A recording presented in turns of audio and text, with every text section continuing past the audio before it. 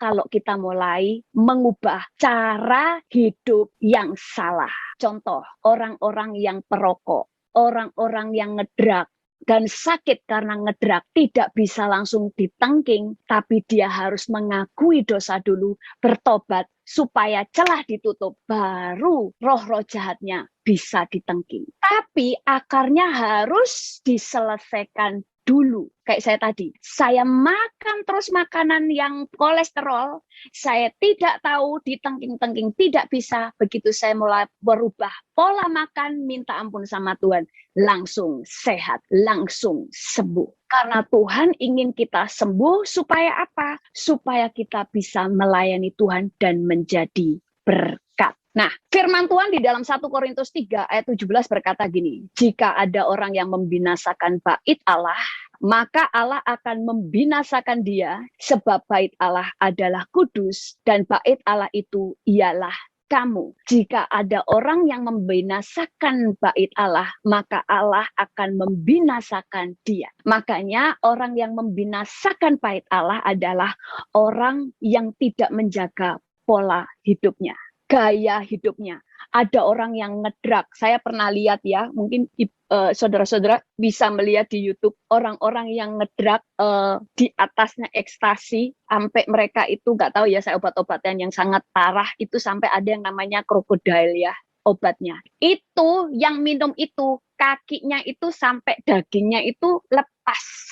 Pernah lihat nggak? Lepas, jadi bener-bener lepas itu nggak terus ada darahnya, enggak, bener-bener itu kayak dagingnya tuh lepas sampai kelihatan tulangnya putih, sampai ada seorang anak muda, anak mudanya itu masih muda saudara, dia sampai nangis lihat kakinya itu satu persatu dagingnya lepas. Ditengking nggak bisa, karena Tuhan sudah berkata, siapa yang merusak bait Allah, dia akan dibinasakan. Karena bait Allah adalah kamu. Tubuhmu adalah bait Allah. Siapa membinasakan bait Allah, dia akan dibinasakan. Berarti Tuhan sendiri mengizinkan kamu akan binasa dengan apa yang kamu lakukan. Makanya untuk dia bisa dipulihkan, pertama, minta ampun sama Tuhan dan bertobat. Baru Tuhan bisa memulihkan. Nah, karena banyak orang yang tidak tahu akar sakit penyakit, mereka selalu hanya pikirannya didoakan. Itu sebabnya seringkali kalau kita mendoakan orang, seringkali kalau Tuhan cuma berdoa, minta hatinya dijamah supaya bisa mengampuni, kita cuma bisa berdoa begitu. Kalau kita berdoa, Tuhan katakan berdoa supaya hatinya dilembutkan, supaya bisa bertobat, dia harus bisa bertobat, supaya dihilangkan. Makanya seringkali orang yang sudah parah seperti ini, setelah bertobat, Tuhan akan pulihkan jiwanya juga, tapi biasanya kakinya tadi yang udah lepas-lepas, nggak dipulihkan jadi kaki baru. Kadang-kadang ada yang Tuhan pulihkan total, tetapi seringkali kakinya akan tetap seperti itu. Tetapi hal ini bisa menjadi sebuah peringatan buat dirinya sendiri, bahwa kakiku seperti ini karena aku dulu telah menyerahkan tubuhku kepada pekerjaan-pekerjaan iblis. Aku merusak tubuhku, tetapi aku bersyukur kalau saat ini aku telah diampuni. Tuhan telah memulihkan keadaanku dan jiwaku. Tuhan telah memerdekakan aku dari perbudakan iblis yang telah merusak tubuhku. Dan ini menjadi sebuah kesaksian bagi banyak orang. Yang ketiga, sakit yang tidak bisa ditengking adalah sakit yang memang sudah menjadi kehendak Tuhan atas hidup orang itu. Kalau sakit penyakit itu karena memang menjadi kehendak Tuhan, maka pasti karena Tuhan mau melakukan perkara yang besar yang mendatangkan kemuliaan bagi nama Tuhan, seperti yang dialami oleh Lazarus. Ada sebuah kesaksian, ada seorang bapak, waktu itu saya baca buku ya, itu kesaksian yang menulis bukan orang itu, orang lain yang menulis tentang orang ini. Orang ini sakit, saya lupa sakitnya apa, tapi sakitnya itu memang parah. Jadi dia diopname di rumah sakit. Diopname di rumah sakit itu saking parahnya. Dia tinggal di rumah sakit selama 2 tahun. Tidak ada kan orang yang harus ada di rumah sakit. Biasanya orang ada di rumah. Tapi karena ini parah, dia harus di rumah sakit selama 2 tahun. Dia orang yang yang cinta Tuhan, dia orang yang setia kepada Tuhan, dia sakit. Tetapi apa yang sebenarnya terjadi? Orang ini tadinya kenapa kok aku sakit ya? Kenapa kok sakit nggak sembuh-sembuh? Sampai akhirnya dia mulai bersyukur kepada Tuhan, dia memutuskan tidak mau mengeluh, dia tidak mau mikir kenapa dia sakit, tetapi yang dia ngomong sama Tuhan, kalau ada yang salah dalam dirinya, dia cek-cek semua, dia minta ampun sama Tuhan, selebihnya bersyukur dan dia berkata, apapun yang menjadi kehendak Tuhan, aku percaya itu baik. Dan saudara tahu waktu di rumah sakit, ternyata dia itu bisa menguatkan banyak orang. Kalau dia tuh satu kamar itu bukan kamar yang VIP ya, jadi satu kamar bisa 2 orang, 3 orang gitu ya. Tapi bukan yang banyak orang gitu ya. Kelas 2 ya mungkin ya, itu 2 orang atau 3 orang, dia bisa menguatkan orang-orang itu, sampai banyak yang di rumah sakit, yang sakit bersama dia doakan sembuh, dan satu persatu percaya kepada Yesus.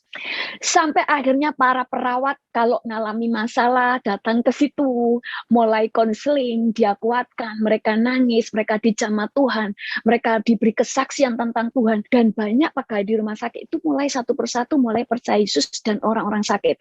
Sampai akhirnya orang-orang yang sakit parah sama dokternya sengaja ditaruh di kamar orang itu. Dan karena dokternya itu melihat orang ini menjadi berkat bagi banyak orang, sampai akhirnya rumah sakit menggratiskan dia selama dia ada di rumah sakit. Dan dia bilang sampai teman-temannya, orang-orang yang mengunjungi dia waktu dia sakit kan untuk mengunjungi, untuk mendoakan ya, teman-teman gereja, teman-teman kerjanya, tetangganya, tetapi mereka datang justru orang ini menguatkan mereka dan berdoa.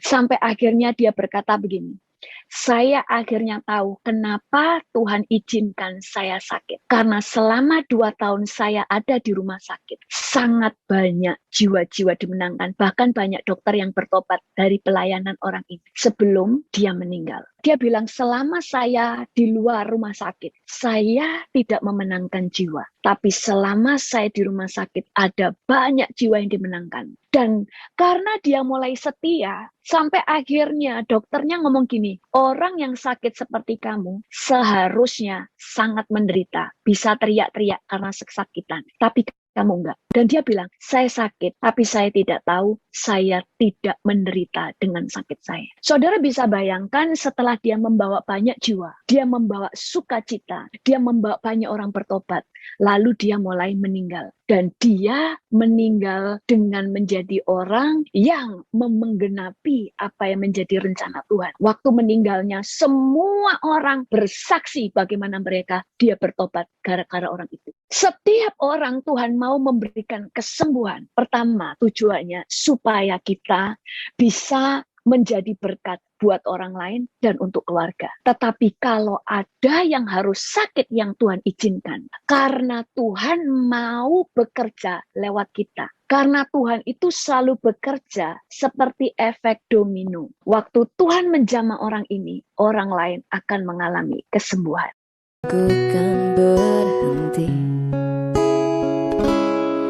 senyum manismu sinari hariku, tulus setia cintaku hanya untukmu.